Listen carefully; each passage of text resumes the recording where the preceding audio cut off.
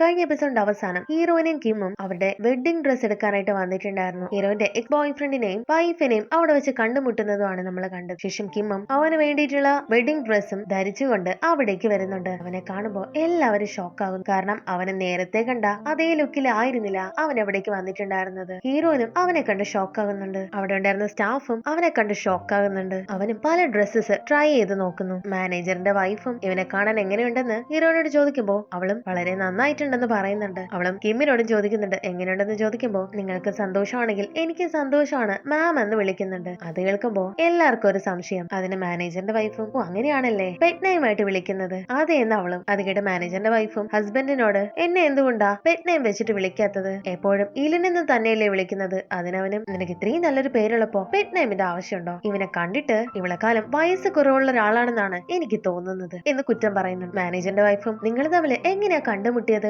എന്ന് ചോദിക്കുമ്പോ കിമും ഞങ്ങൾക്ക് കുട്ടിക്കാലം മുതലൊക്കെ അറിയാം എന്നാണ് പറയുന്നത്. ശേഷം ഇവരും തിരിച്ചു പോകുന്നുണ്ട്. ഹീറോയിനും അവനോട് വഴക്കിടുന്നു. എന്തുകൊണ്ടാ എന്നോട് പറയാത്തത്, നിന്റെ ഈ ലുക്സിനെ കുറിച്ച് ഞാൻ നിന്നോട് പറഞ്ഞതല്ലേ, വരുന്ന ഗസ്റ്റിന് നിന്റെ മുഖം ഓർത്തിരിക്കാനായി പാടില്ല, നിന്റെ ലുക്സിനെ കുറിച്ച് എന്നോട് നേരത്തെ സൂചിപ്പിച്ചിരുന്നെങ്കിൽ ഞാൻ ഇതിന് സമ്മതിക്കില്ലായിരുന്നു. അതിനവനും അതിനെക്കുറിച്ച് ഞാൻ എങ്ങനെ സംസാരിക്കാനാ ഹീറോയിനും ആലോചിക്കുന്നുണ്ട്. അവൻ ഒരേ സമയം തന്നെ ആവറേജ് ലുക്കും പിന്നെ കൊള്ളാവുന്ന ലുക്കും എങ്ങനെ മെയിൻറ്റെയിൻ ചെയ്യുന്നത്. അവളും അവനോട് തുറന്നു ചോദിക്കുന്നുണ്ട് നീ എന്തുകൊണ്ടാ ഇങ്ങനെ നടക്കുന്നത്. അതിനവനും എന്റെ മുത്തശ്ശിയോട് പറഞ്ഞിട്ടുണ്ട് നല്ല ഭംഗിയുള്ള ആൾക്കാർക്ക് ജീവിതം വളരെ ദുഃഖകരമായിരിക്കും, അതെന്ത് പറ്റി നിന്റെ മുത്തശ്ശിക്കും അങ്ങനെ എന്തെങ്കിലും അനുഭവം ഉണ്ടായിട്ടുണ്ടോ എന്ന് ചോദിക്കുമ്പോ അവനും മുത്തശ്ശിക്കല്ല അവന്റെ അമ്മയെ കുറിച്ചാണ് അവനും പറയാൻ വരുന്നത്. പക്ഷെ അതിനെക്കുറിച്ച് കൃത്യമായിട്ടുള്ള മറുപടി അവളോട് അവൻ പറയുന്നില്ല. അവൾക്കും ഇവൻ എന്തോ രഹസ്യങ്ങൾ ഒളിപ്പിക്കാനായി ശ്രമിക്കുന്നുണ്ടെന്ന് മനസ്സിലാകുന്നുണ്ട്. അവളും ചോദിക്കുന്നുണ്ട് നിന്റെ ലുക്സിനെ കുറിച്ച് നീ ഇത്രയും ചിന്തിക്കുന്നുണ്ടെങ്കിൽ നേരത്തെ വെഡിങ് ഡ്രസ് എടുക്കാൻ പോയപ്പോ നീ എന്തിനാ അങ്ങനെ ചെയ്തത്. അതിനവനും വന്ന ആ മാനേജർ നിന്റെ എക്സ് ബോയ് ഫ്രണ്ട് അല്ലേ, നിനക്ക് അവനെ ഒന്ന് അസൂയ പിടിപ്പിക്കണമെന്ന് തോന്നിയിട്ടുണ്ടായിരുന്നില്ലേ, അതുകൊണ്ടാണ് ഞാൻ അങ്ങനെ ചെയ്തത്. അവനും അല്ല എനിക്കൊരു സംശയം, നിങ്ങൾ രണ്ടുപേരും ഈ ഇടയ്ക്കല്ലേ ബ്രേക്കപ്പ് ആയത്, അവനെ കണ്ടിട്ട് കല്യാണം കഴിഞ്ഞതുപോലെ തോന്നുന്നുണ്ടല്ലോ. അതിനവളും അവർ ഒരു വർഷമായിട്ട് പ്രണയത്തിലാണ്. അത് കേൾക്കുമ്പോൾ അവന് ഷോക്കാകുന്നുണ്ട്. കാരണം അവൻ അറിയാം കുറച്ച് നാളുകൾക്ക് മുന്നെയാണ് ഇവര് ബ്രേക്കപ്പ് ആയതെന്ന്. അവളും 6 മാസമായിട്ട് അവൻ എന്നെ വീട്ടിയാക്കുകയാണ്. അല്ല ഒരു കാര്യം ചോദിച്ചോട്ടെ,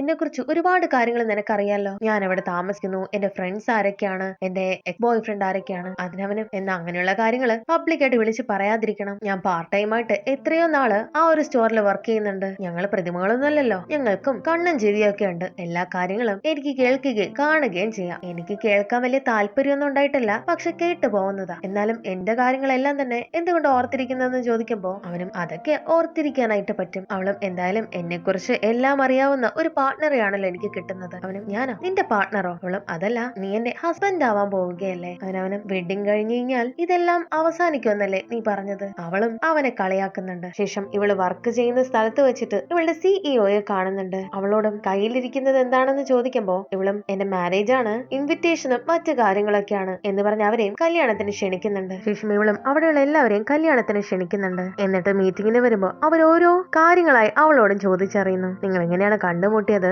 ആരാണ് ആദ്യം പ്രപ്പോസ് ചെയ്തത് എന്നൊക്കെ. അവളും എന്തൊക്കെയോ പറഞ്ഞൊഴിയുന്നുണ്ട്. ആദ്യം പ്രപ്പോസ് ചെയ്തത് കിം ആണ് എന്നുള്ള കാര്യം അവളും പറയുന്നു. അത് കേട്ടിട്ട് മാനേജറും അവനാണ് പ്രപ്പോസ് ചെയ്തതെങ്കിൽ നിന്റെ കയ്യില് റിംഗ് ഉണ്ടായിരിക്കേണ്ടതല്ലേ, അതെവിടെയെന്ന് ചോദിക്കുമ്പോ എല്ലാരും അവളെ തന്നെ നോക്കുന്നുണ്ട്. അതിന് കൃത്യമായിട്ടുള്ള മറുപടി അവള് പറയുന്നില്ല. അവളുടെ കൊളീഗും റിംഗ് ഒന്നും ഇല്ലാതെയാണ് പ്രപ്പോസ് ചെയ്തതെങ്കിൽ നമ്മുടെ മാനേജറിന്റെ കല്യാണത്തിന് വന്നതുപോലെ എന്തെങ്കിലും വീഡിയോസ് തയ്യാറാക്കിയിട്ടുണ്ടായിരിക്കും അല്ലേ നിങ്ങൾ ഡേറ്റ് ചെയ്യുന്നതിന്റെ. അവളും നിങ്ങൾ കല്യാണത്തിനെത്തുമ്പോ എല്ലാ കാര്യങ്ങളും മനസ്സിലാകുമെന്ന് അവളും പറഞ്ഞൊഴിയുന്നുണ്ട്. ശേഷം ഇവളും കിംബ ജോലി ചെയ്യുന്ന സ്റ്റോറിൽ വന്നിരിക്കുകയാണ്. അവിടെ വരുന്ന കസ്റ്റമേഴ്സും ഇവളിവിടെ ഇരിക്കുന്നത് കണ്ട് പുറത്തു പോയിരിക്കുന്നുണ്ട്. അവരും പെറുപിറുക്കുന്നത് ഇവളെപ്പോഴും ഇവിടെയാണല്ലോ എന്നാണ്. ഇത് കണ്ടിട്ട് കിമ്മും അവളോട് വന്ന് ചോദിക്കുന്നുണ്ട് കുറെ നേരമായല്ലോ നീ ഇവിടെ വന്നിരിക്കാൻ തുടങ്ങിയിട്ട്, നീ വീട്ടിൽ പോകുന്നില്ലേ, നീ കാരണം കസ്റ്റമേഴ്സ് ഒക്കെ ഇവിടെ നിന്ന് ഇറങ്ങി പോവുകയാണ്. അവനെ നോക്കുമ്പോ അവള് ആൾക്കാർ പ്രപ്പോസ് ചെയ്യുന്ന വീഡിയോസ് ഒക്കെ കണ്ടുകൊണ്ടിരിക്കുകയാണ്. നീ എന്തിനാ ഇതൊക്കെ സെർച്ച് ചെയ്യുന്നത്, ആരെങ്കിലും പ്രപ്പോസ് ചെയ്യാൻ പോകുന്നുണ്ടോ, ഉണ്ട് നീ തന്നെയാണ് അത് ചെയ്യാനായിട്ട് പോകുന്നത്. ഞാനോ. അവളും നീ എന്നെ പ്രപ്പോസ് ചെയ്താൽ മതിയാകൂ. അവനും ഞാൻ നിന്നെ കല്യാണം കഴിക്കാമെന്ന് മാത്രമാണ് സമ്മതിച്ചിട്ടുള്ളത്, അതും നിന്റെ ഐഡിയ ആയിരുന്നു, ഞാൻ എന്തിനു നിന്നെ പ്രപ്പോസ് ചെയ്യണം. അതിനോട് നീ ഈയിടയ്ക്കുള്ള വിവാഹത്തിനൊന്നും പോയിട്ടില്ലേ. ഇല്ലെന്ന് അവനും. ഇപ്പോഴത്തെ ഒരു ട്രെൻഡ് അനുസരിച്ചിട്ട് ഇപ്പോഴത്തെ കല്യാണം കഴിക്കുന്ന ആൾക്കാര് അവരുടെ റൊമാൻറ്റിക് റൊമാൻറ്റിക് ഹിസ്റ്ററി ഒരു വീഡിയോ ഒക്കെ എടുത്ത് കല്യാണത്തിന് പ്രദർശിപ്പിക്കാറുണ്ട്. അതുകൊണ്ട് നമുക്കൊരു വീഡിയോ വേണം. അവനും അവളെ പിടിച്ച് പുറത്താക്കുന്നുണ്ട്. അവളും വഴക്കുണ്ടാക്കുന്നുണ്ട്. ഞാനൊരു 5 സ്റ്റാർ ഹോട്ടലിൽ പോണോന്നോ ലക്ഷറി ബാഗ് വേണോന്നോ ഒന്നും പറയുന്നില്ലല്ലോ. അവനും ഇതൊരു ഫേക്ക് മാരേജ് അല്ലേ, പിന്നെ എന്തിനാ ഇതൊക്കെ ചെയ്യുന്നത് എന്നൊക്കെ പറഞ്ഞ അവളും നീ എന്തായാലും ചെയ്തേ പറ്റൂ, എന്നാൽ മാത്രമേ നമുക്ക് കല്യാണം കഴിക്കാൻ പറ്റൂ. അതിനവനും അങ്ങനെയാണെങ്കിൽ നീ ആ കല്യാണം അങ്ങ് ക്യാൻസൽ ചെയ്തേക്കെന്ന്. അവനും അങ്ങനെയാണെങ്കിൽ നമ്മുടെ ബേബിയുടെ കാര്യോ? എന്ത് നമ്മുടെ ബേബിയെ? അത് കേൾക്കുമ്പോ അവിടെ ഇരിക്കുന്ന എല്ലാവരും അവനെ കളിയാക്കുന്നുണ്ട്. അവളും ബേബിയുടെ സർജറി കഴിഞ്ഞ് നമുക്ക് ഒരുമിച്ച് അതിനെ നോക്കാമെന്നല്ലേ നീ പറഞ്ഞത് എന്ന് പറഞ്ഞിട്ട് അവളൊരു നാടകം കളിക്കുന്നുണ്ട്. ഇവളും ബേബി എന്ന് വിളിച്ച് കരയുന്ന സമയം ഇവൻ വളർത്തുന്ന ആ ഒരു പൂച്ച അങ്ങോട്ടേക്ക് വരുന്നുണ്ട്. അത് കണ്ടിട്ട് അവനും നമ്മുടെ ബേബി എത്തിയല്ലോ, ഇവിടെ നിന്ന് പോകാനായിട്ട് അവളോടും അവൻ ആവശ്യപ്പെടുന്നുണ്ട്. അവനും വീഡിയോ എടുക്കാൻ വരാത്തത് കൊണ്ട് തന്നെ ഇവൾ ഒറ്റയ്ക്ക് ആരെയോ ഡേറ്റ് ചെയ്യുന്നത് പോലെ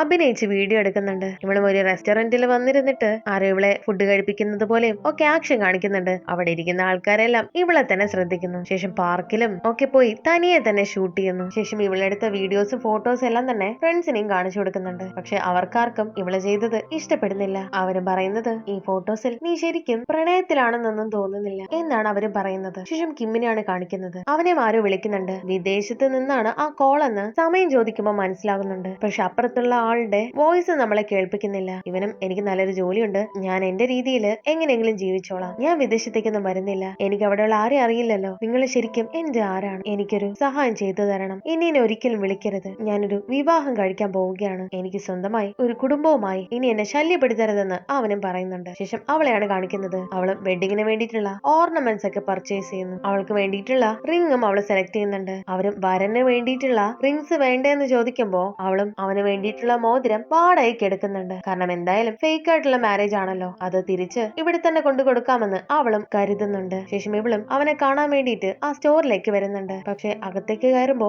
ആരെയും കാണാനില്ല. നോക്കുമ്പോ ആ ഒരു ഡോറ് ആരോ ലോക്ക് ചെയ്തതായിട്ട് കാണുന്നു. ആ സ്റ്റോറിനകത്ത് ലൈറ്റ് ഒക്കെ അണയുന്നതായിട്ടും അവള് കാണുന്നുണ്ട്. അവളത് കണ്ട് വല്ലാതെ പേടിക്കുന്നു. ഇവളും താഴെ നോക്കുമ്പോ കുറെ LED ലൈറ്റ്സും പിന്നെ ഒരു ആരോ മാർക്കും ഒക്കെ ആരോ ഇട്ട് വെച്ചിരിക്കുന്നത് കണ്ട് അവൾ അതും ഫോളോ ചെയ്ത് പോകുന്നുണ്ട്. നോക്കുമ്പോ കുറെ കപ്പുകൾ കൊണ്ട് മാരി മീ എന്ന് പറഞ്ഞ് അവിടെ ചെയ്തു വെച്ചിരിക്കുന്നുണ്ട്. നീ എന്തായി ചെയ്യുന്നതെന്ന് അവളും ചോദിക്കുന്നു. നോക്കുമ്പോ അവിടേക്കൊരു ചെറിയ ട്രെയിനും വരുന്നുണ്ട്. അതിനകത്ത് ഒരു ഗിഫ്റ്റും വെച്ചിട്ടുണ്ടായിരുന്നു. ഇവൾക്ക് ഇഷ്ടപ്പെട്ട ജെല്ലി കൊണ്ട് തീർത്ത ഒരു മോതിരമായിരുന്നു അത്. നിനക്കിത് ഇഷ്ടപ്പെട്ടോന്ന് അവനും ചോദിക്കുന്നു. ഇഷ്ടമായി അവളും. എന്നിട്ട് ഇവൾക്ക് വേണ്ടി അവിടെ മുഴുവൻ ഇവൾക്ക് ഇഷ്ടപ്പെട്ട ആ ഒരു ജെല്ലിയും അവൻ എടുത്തു വെച്ചിട്ടുണ്ടായിരുന്നു. അവളും അത് കണ്ടിട്ട് ഇത്രയും ഒക്കെ നിനക്ക് എവിടെ നിന്നാ കിട്ടിയത്, നീയല്ലേ പറഞ്ഞത് ഇത് അധികം വരുന്നില്ലാന്ന്. അതിനവനും ഞാൻ ഇവരുടെ കമ്പനിയിൽ വിളിച്ചിരുന്നു, കിട്ടാവുന്നത്ര ജെല്ലീസ് ഞാൻ അവരുടെ കയ്യിൽ നിന്ന് വാങ്ങി, നീയാണോ ഇതെല്ലാം വാങ്ങിയത് ഒറ്റയ്ക്ക്? അതിനവനും ഇത് നിന്റെ ഫേവറേറ്റ് അല്ലേ, എനിക്ക് നീ സന്തോഷമായിരിക്കണം എന്ന് കാണാനാണ് ആഗ്രഹം, അതുകൊണ്ട് എന്താ നിന്റെ മറുപടി? നീ യെസ് പറയുകയാണെങ്കിൽ ഇവിടെ ഇരിക്കുന്ന എല്ലാ ജെല്ലീസും ഞാൻ നിനക്കായിട്ട് തരാം. അവളും യെസ് പറയുന്നുണ്ട്. ശേഷം അത് കഴിഞ്ഞ് അവളും പറയുന്നുണ്ട് ഇതിന്റെയൊക്കെ പൈസ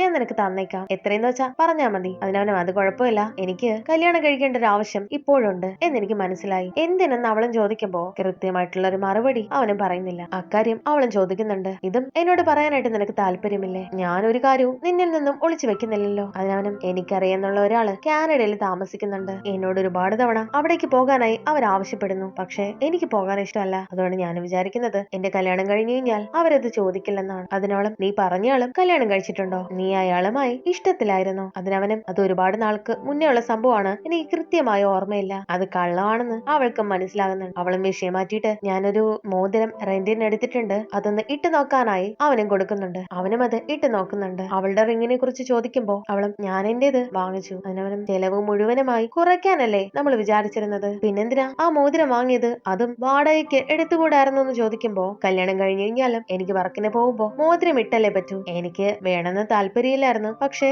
വാങ്ങിച്ചല്ലേ മതിയാകൂ. അവൻ വീണ്ടും ചോദിക്കുന്നുണ്ട് എന്നെ കല്യാണം കഴിക്കുന്നത് കൊണ്ട് നിനക്ക് വേറെ പ്രശ്നമൊന്നുമില്ലല്ലോ, ഇനിയും നിനക്ക് സമയമുണ്ട്. അതിനോളം ഞാൻ ചിലപ്പോ വിഷമിക്കുമായിരിക്കും, ആ ഒരു കോണ്ടസ്റ്റില് വിജയിച്ചില്ലെങ്കിൽ, ഞാൻ എന്തായാലും ഇതിനു വേണ്ടി കല്യാണമൊക്കെ കഴിക്കുന്നതല്ലേ, എന്തായാലും വേണ്ടില്ല, ഞാൻ ആ കോണ്ടസ്റ്റില് വിജയിച്ചിരിക്കും, എനിക്ക് പെട്ടെന്ന് തന്നെ പ്രൊമോഷൻ കിട്ടുകയും ചെയ്യും, എന്നിട്ട് ഞാൻ അവിടുത്തെ സിസ്റ്റം എല്ലാം മാറ്റും, കല്യാണം കഴിക്കുന്ന ആൾക്കാർക്ക് മാത്രമുള്ള ഒരുപാട് ബെനിഫിറ്റ് അവിടെ ഉണ്ട്, അതെല്ലാം ഞാൻ നിർത്തലാക്കും. പാർട്ട്ണർ, ഞാനൊരു കാര്യം പറയാം, നിന്റെ പ്രപ്പോസൽ ഞാൻ സ്വീകരിച്ചത് ഇത് ഫേക്ക് ആയതുകൊണ്ട് മാത്രമാണ്, യഥാർത്ഥത്തിലാണ് ഇതൊക്കെ നടക്കുന്നതെന്ന് നീ ഒരിക്കലും വിചാരിക്കരുത്. ഇല്ലെന്ന് അവനും. ഇവൻ അവളെ പ്രപ്പോസ് ചെയ്ത കാര്യം വീഡിയോ എടുത്തിട്ടുണ്ടായിരുന്നു, അത് ഇവളുടെ ഫ്രണ്ട്സ് ഒക്കെ കാണുകയും ചെയ്യുന്നുണ്ട്. നീ ഒരു കാര്യം ശ്രദ്ധിച്ചോ, അവളുടെ കണ്ണ് കണ്ടോ, അതിൽ മുഴുവൻ ഇഷ്ടത്തോടെയല്ലേ അവളെ പ്രപ്പോസൽ സ്വീകരിച്ചത്, അവൾക്ക് ആക്ടിങ്ങിൽ നല്ല ഇംപ്രൂവ്മെന്റ് ഉണ്ടല്ലോ എന്ന് അവരും ചിന്തിക്കുന്നുണ്ട്. ശേഷം ഇവളും വീട്ടിൽ വന്നിട്ട് അവൻ കൊടുത്തിട്ടുണ്ടായിരുന്ന എല്ലാ ജെല്ലീസും വീട്ടിൽ കൊണ്ട് വെക്കുന്നുണ്ട്, അത് അവൾക്ക് ഒരുപാട് ഇഷ്ടമാകുന്നുണ്ട്. ശേഷം കാണിക്കുന്നത് ഇവളുടെ കമ്പനി CEO ആണ്. അവനും വീട്ടിലായിട്ടിരിക്കുമ്പോ ഒരു ചെയറില് ഒരു ടാബ്ലറ്റ് ഇരിക്കുന്നത് കാണുന്നുണ്ട്. അതവന്റെ അമ്മയുടേതാണ്. എപ്പോഴും അതില് കുറെ കഥകള് അമ്മ വായിച്ചുകൊണ്ടിരിക്കുന്നത്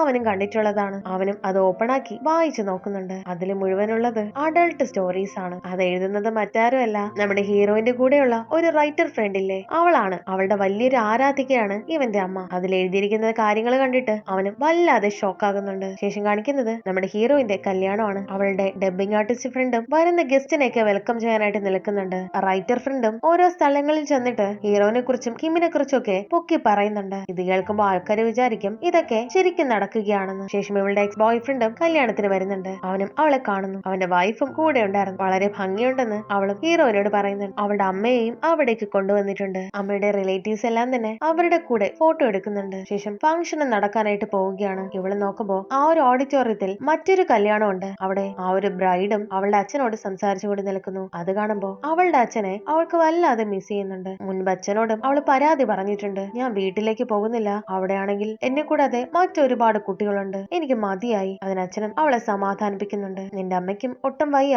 ഇനി കൂടുതൽ കുട്ടികളെയൊന്നും അവിടേക്ക് കൊണ്ടുവരുന്നില്ല. അതിനോളം എനിക്ക് ഏറ്റവും ഇഷ്ടമല്ലാത്ത കാര്യം എന്താണെന്ന് അറിയാമോ, ഞാൻ നിങ്ങൾക്ക് ഒരേ ഒരു മകളാണ്. പക്ഷെ എനിക്ക് ഒരുപാട് സഹോദരങ്ങളുണ്ട്. പക്ഷെ അവരെല്ലാവരും തന്നെ താൽക്കാലികമാണ്. കുറച്ചു നാൾ കഴിയുമ്പോൾ എന്നെ വിട്ടു പോകും. ഞാൻ ഒരുപാട് തവണ പറഞ്ഞിട്ടുള്ളതല്ലേ, എനിക്ക് അച്ഛന്റെയും അമ്മയുടെയും കൂടെ ഒരു ഫാമിലി ആയിട്ട് കഴിയാനാണ് ആഗ്രഹം. നമ്മൾ 3 പേരും മാത്രം. സ്വന്തം മകളുടെ ആഗ്രഹം അമ്മ എന്തുകൊണ്ടാണ് നിറവേറ്റി തരാത്തത്? എനിക്ക് അധിക സമയമൊന്നും ഇല്ലല്ലോ നിങ്ങളുടെ കൂടെ ജീവിക്കാനായിട്ട്. അതെന്താ അങ്ങനെ പറയാനെന്ന് അച്ഛന് ചോദിക്കുമ്പോ, ഞാനിനി കോളേജിന് പോകണം, വിദേശത്തേക്ക് പഠിക്കാനായിട്ട് പോകണം, ഒരു ജോലിയൊക്കെ കിട്ടണം, കല്യാണമൊക്കെ കഴിക്കണം, ഞാൻ വളരില്ലേ, അപ്പൊ പിന്നെ നിങ്ങളുടെ കൂടെ എനിക്ക് ജീവിക്കാൻ പറ്റില്ലല്ലോ. അച്ഛനും ഒരു കാര്യം സമ്മതിക്കുന്നുണ്ട്, നീയും ഞാനും അമ്മയും മാത്രമായിട്ട് നമുക്ക് ജീവിക്കാം. അവളും അതിന് സമ്മതിച്ചു കൊടുക്കില്ല. അച്ഛൻ കള്ളം പറയുകയാണ്. അതിനച്ഛനും, നീ എന്നെ ഒന്ന് വിശ്വസിക്ക്, ഞാൻ പറഞ്ഞത് സത്യമാണെന്ന് അവളും പറയുന്നുണ്ട്. ഇവളിങ്ങനെ മറ്റൊരു ബ്രൈഡിന്റെ അച്ഛനെ നോക്കിക്കൊണ്ട് നിൽക്കുന്നത് അവളും കാണുന്നുണ്ട്. അത് കാണുമ്പോ അവളും അവിടെ നിന്ന് പോകാനായിട്ട് നിൽക്കുമ്പോ അവളുടെ കാലിൽ ഷൂസും അവിടെ വീണ് പോകുന്നുണ്ട്. അത് കണ്ടിട്ട് കിമ്മും അവൾക്കത് ഇട്ടു കൊടുക്കുന്നു. എന്താ നിനക്ക് പേടിയുണ്ടോന്ന് അവന് ചോദിക്കുമ്പോ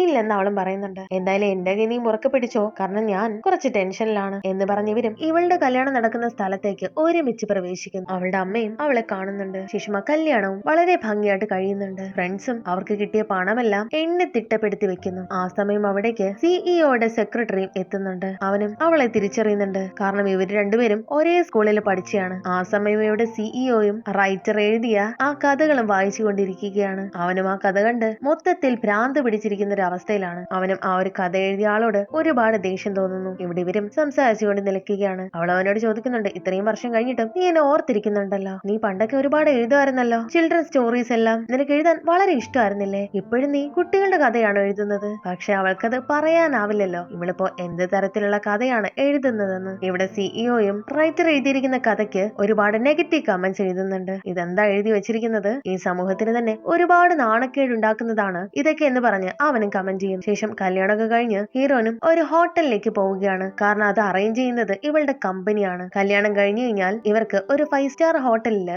ഒരു ദിവസം ഫ്രീ ആയിട്ടുള്ള താമസ സൗകര്യം കമ്പനിയുടെ ചെലവാണ്. ഇവരും അവിടേക്ക് പോവുകയാണ്. കിമ്മും അവളെ ഹോട്ടലിൽ കൊണ്ടാക്കിയിട്ട് പോകാനാണ് അവിടേക്ക് വന്നത്. എന്നിട്ട് അവനും ആ കയ്യിലുണ്ടായിരുന്ന മോതിരവും അവൾക്ക് കൊടുക്കുന്നു. അത് വാടകയ്ക്ക് എടുത്തതാണല്ലോ. അങ്ങനെ അവനും കൊടുക്കാൻ നേരമാണ് അവിടേക്ക് അവളുടെ എക്സ് ബോയ് ഫ്രണ്ട് ഭാര്യയും വരുന്നത്. അപ്പോഴാണ് ഇവർക്കൊരു കാര്യം മനസ്സിലാവുന്നത്, അന്നേ ദിവസം മാനേജറും വൈഫും ആ ഒരു ഹോട്ടലിൽ തന്നെ താമസിക്കുകയാണ്. കിമ്മാണെങ്കിൽ ഇവളിവിടെ കൊണ്ടാക്കിയിട്ട് പോവാൻ വേണ്ടിയിട്ടാണ് വന്നിരിക്കുന്നത്. പക്ഷെ ഇവർ രണ്ടുപേരും കാരണം അവനും അവളുടെ കൂടെ പോകേണ്ടി വരികയാണ് ചെയ്തത്. ലിഫ്റ്റിൽ വെച്ചിട്ട് മാനേജറും ഭാര്യയും കൂടി ഒരുമിച്ച് കൈയൊക്കെ പിടിച്ച് നിൽക്കുന്നുണ്ട്. അത് കണ്ടിട്ട് ഹീറോയിനും കിമിന്റെ കൈ പിടിച്ച് വലിക്കുന്നു. അവനാണെങ്കിൽ അതിനോടൊന്നും വലിയ താല്പര്യമില്ല. അങ്ങനെ ഇവരും റൂമിലേക്ക് പോവുകയാണ്. നോക്കുമ്പോ അവരും പുറകെ തന്നെയുണ്ട്. ഇവരുടെ റൂമിലെത്തുമ്പോഴാണ് ഒരു കാര്യം മനസ്സിലാകുന്നത്, മാനേജറും വൈഫും തൊട്ടടുത്തുള്ള റൂമിലാണ്. ഇവരെന്ത് ചെയ്യുമെന്ന് ഇവർക്ക് ഒരു ഐഡിയയും ഇല്ല. ഞാൻ പോവുകയാണെന്ന് പറഞ്ഞിട്ട് കിമ്മും അവിടെ നിന്ന് പോകാനായിട്ട് ഒരുങ്ങുമ്പോ അടുത്ത മുറിയുടെ ഡോർ ഓപ്പൺ ആകുന്നുണ്ട്. അത് കേൾക്കുമ്പോ കിമ്മും പോകാതെ അവിടെ നിൽക്കുന്നു. മാനേജറിന്റെ വൈഫും അടുത്ത ദിവസം ബ്രേക്ക്ഫാസ്റ്റ് നമുക്ക് ഒരുമിച്ച് കഴിക്കാം എന്ന് പറയുന്നുണ്ട്. അത് കേട്ടിട്ട് ഹീറോയിനും, നിനക്ക് ഹോട്ടലിലെ ബ്രേക്ക്ഫാസ്റ്റ് ഒക്കെ ഇഷ്ടമാണോ? നീ ഒരു കാര്യം ചെയ്യ്, ഒരു ദിവസം ഇവിടെ നിന്നിട്ട് ബ്രേക്ക്ഫാസ്റ്റും കഴിച്ചിട്ട് നമുക്ക് പിരിഞ്ഞാലോ? അവൻ, നിനക്ക് ഭ്രാന്താണോ